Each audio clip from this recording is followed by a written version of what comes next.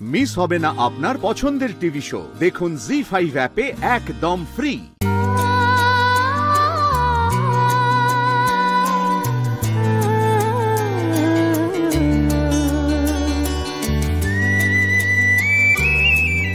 মা কালী, এই বিয়েটা যেন স্যার মন থেকে করে, আমাকে যেন স্যার মন থেকে বউ বলে মানতে পারে, এইটুকু দেখো।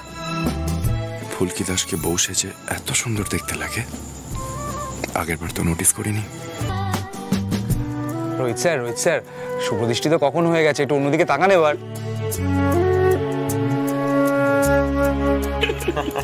কি শুরু করেছিসটা কি তোরা, থাম না। কি করলাম? জেঠুমনি রকটটা দেখছো? রোহিত রায় চৌধুরী একেবারে ভেসে গেছে।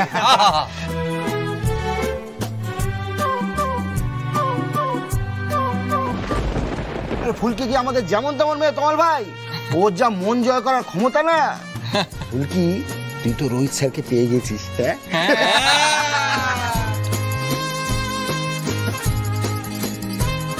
ফুলকি, এবার একটু হাস। আরে বাবা, তোর তো মনের ইচ্ছে পূর্ণ হলো।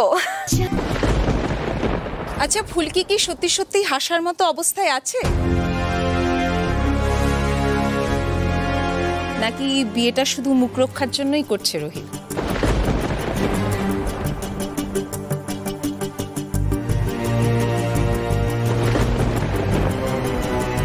মা ঠিক সময় ঘাটা দিয়ে দিয়েছে, এই জন্যই আমি হৈমন্তী রায়চৌধুরীকে বোরে বানিয়েছি। মা, তুমি এটা কি ধরনের প্রশ্ন করছো বলো তো? কেন রুদ্র বাবা, আমি ভুল কি প্রশ্ন করেছি বলো তো? দেখো, প্রথমবার যে রোহিত জোর করে বিয়েটা করেছিল ওর জেঠুমনির কথায়, সে কথাটা তো গোপন নয়, সকলেই জানে।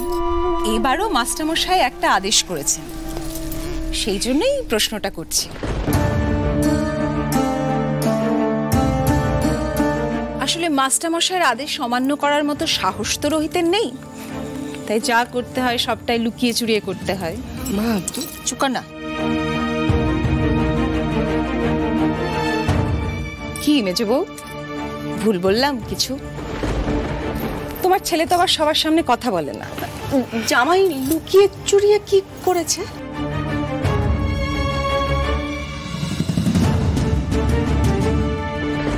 দিদি, আপনি বরং আপনার জামাইকে সরাসরি প্রশ্ন করুন না, সবার সামনেই করুন, যে এই বিয়েটা ও কি মন থেকে করছে নাকি এটা একটা নাটক।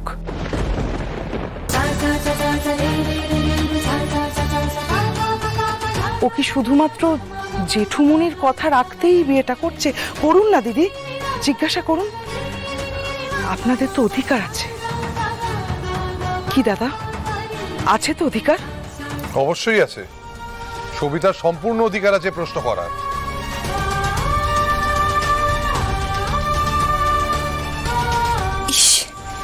এভাবে স্যারকে জবাবদিহি করতে হবে এখন? স্যারের তো খারাপ লাগছে। জি5 ডাউনলোড করুন আর সব এপিসোড দেখুন একদম ফ্রি।